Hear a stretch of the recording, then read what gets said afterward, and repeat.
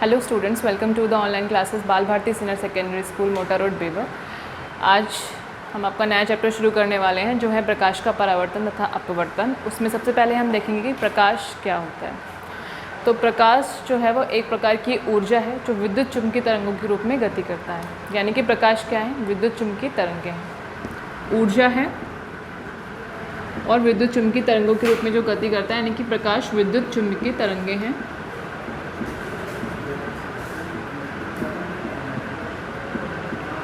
अब जो प्रकाश होता है वो स्वयं अदृश्य होता है, यानी कि हमें प्रकाश दिखाई नहीं देता, लेकिन उसकी उपस्थिति में हमें वस्तुएं दिखाई देती हैं। कैसे? जब प्रकाश किसी वस्तु पर जाकर टकराता है तो वो परावर्तन के पश्चात हमारी आंखों में आता है, जिस वजह से हमें उस वस्तु को हम देख पाते हैं। ठीक है, तो प्रकाश खुद तो अदृश्य होता है, लेकिन इसकी प्रेजेंस में यानी कि उपस्थिति में हमें वस्तुएं दिखाई देती हैं। अब देखते हैं कि प्रकाश तो सारे माध्यम में गति कर सकता है और वो साथ के साथ निर्वात में भी गति करता है। निर्वात में प्रकाश की चाल जो होती है वो 3 × 10⁸ मीटर पर सेकेंड होती है। ये होती है इन वैक्यूम या निर्वात में।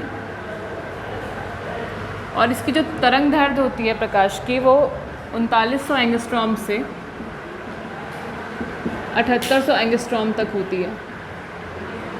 ठीक है, ये प्रकाश की बात हुई कि प्रकाश ऊर्जा है जो विद्युत चुम्बकीय तरंगों के रूप में गति करती है। प्रकाश अदृश्य होता है, यानी कि वो हमें दिखाई नहीं देता, लेकिन उसकी प्रेजेंस में हमें वस्तुएं दिखाई देती हैं। वैक्यूम में प्रकाश की जो चाल होती है वो होती है 3 × 10⁸ मीटर पर सेकेंड, और इसकी तरंग दैर्ध्य जो होती है वो 3900 से 7800 एंगस्ट्रॉम के बीच में होती है। अब हम देखेंगे कि प्रकाश कैसे प्राप्त होता है या कहाँ से आता है। तो प्रकाश के दो स्रोत होते हैं, एक तो दीप्त स्रोत होते हैं और दूसरे अदीप्त स्रोत होते हैं। जो दीप्त स्रोत होते हैं, जैसे कि जो सूर्य है, यानी कि जिनमें खुद का अपना प्रकाश होता है, उनको हम दीप्त स्रोत कहते हैं। जैसे कि सूर्य का अपना प्रकाश है। ठीक है, अदीप्त स्रोत वो होते हैं जिनका खुद का प्रकाश नहीं होता, लेकिन वो दूसरों के प्रकाश से प्रकाशित होकर के हमें दिखाई पड़ते हैं, तो उनको हम अदीप्त स्रोत कहते हैं। जैसे कि पृथ्वी जो है वो एक अदीप्त ही स्रोत है, क्योंकि सूर्य का प्रकाश उस पर पड़ रहा है तब वो चमक रही है, वो हमें दिखाई दे रही है। तो ये अदीप्त स्रोत, जैसे कि मेज़ हुआ, टेबल हुआ, ये बोर्ड हुआ, ये सब अदीप्त स्रोत है। बोलूँ पूरा अदीप्त स्रोत वो होते हैं जिनकी उपस्थिति में हमें जिनका खुद का कोई प्रकाश नहीं होता, लेकिन वो प्रकाश की उपस्थिति में हमें दिखाई देते हैं, यानी कि उनके प्रकाश से प्रकाशित होते हैं। ठीक है, तो यदि जैसे ये बोर्ड हुआ या फिर फर्श हुई या टेबल में जो भी चीज़ें हैं वो सब अदीप्त प्रकाश के स्रोत हैं।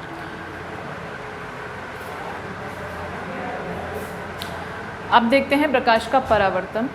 तो जब प्रकाश किसी चिकने तल से टकरा करके वापस उसी माध्यम में वापस लौट आता है तो इस घटना को हम प्रकाश का परावर्तन कहते हैं। जैसे ये कोई सरफेस है, शाइनिंग और पॉलिश्ड, यानी कि चिकनी कोई सतह है ये। जब प्रकाश इस पर पड़ता है, ठीक है, तो वो वापस टकरा करके उसी माध्यम में लौट जाता है। यानी कि प्रकाश जब इस चिकनी सतह पर पड़ा तो वापस उसी माध्यम में लौट गया। इस घटना को ही हम प्रकाश का परावर्तन कहते हैं, यानी कि जो प्रकाश किरण है वो परावर्तित होकर के उसी माध्यम में लौट गई। जब हम इनके बीच में अभिलंब खींचते हैं तो हम पाते हैं कि जो अपवर्तन कोण होता है, यानी कि आपतित कोण जो होता है, आपतित कोण और परावर्तित कोण दोनों की जो वैल्यू होती है वो सेम होती है, यानी कि जितने डिग्री का ये एंगल होगा उतने ही डिग्री का ये एंगल होगा। इस किरण को बोलते हैं हम आपतित किरण,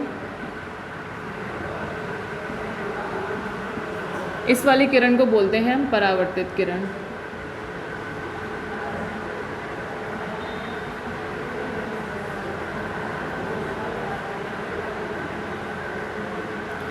जो आई जो एंगल है उसको हम बोलते हैं अपवर्तन, आपतित कोण सॉरी,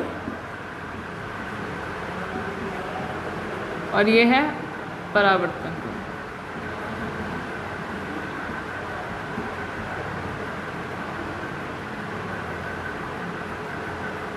आपतन कोण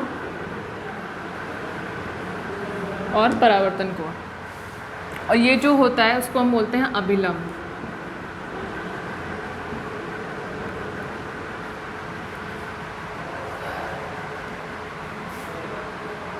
परावर्तन की सतह जितनी ज़्यादा चिकनी होगी और पॉलिश्ड होगी उतना ही अधिक परावर्तन होता है इस सतह से। ठीक है, अब परावर्तन जो होता है वो दो प्रकार का होता है। एक तो नियमित परावर्तन और दूसरा अनियमित।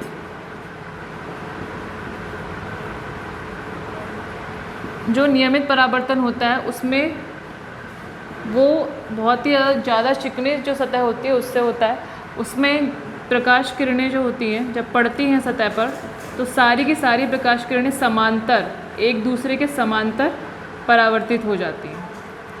जब प्रकाश किरणें पड़ेगी तो एक दूसरे के समांतर में परावर्तित हो जाएंगी, तो इसी को हम बोलते हैं नियमित परावर्तन। और अनियमित परावर्तन जो होता है, जो खुरदरी सतह होती हैं उनसे अनियमित परावर्तन होता है।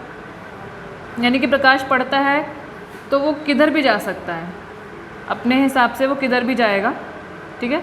इसका कोई नियमन नहीं होता, कोई नियमित नहीं होती है उसकी दिशा।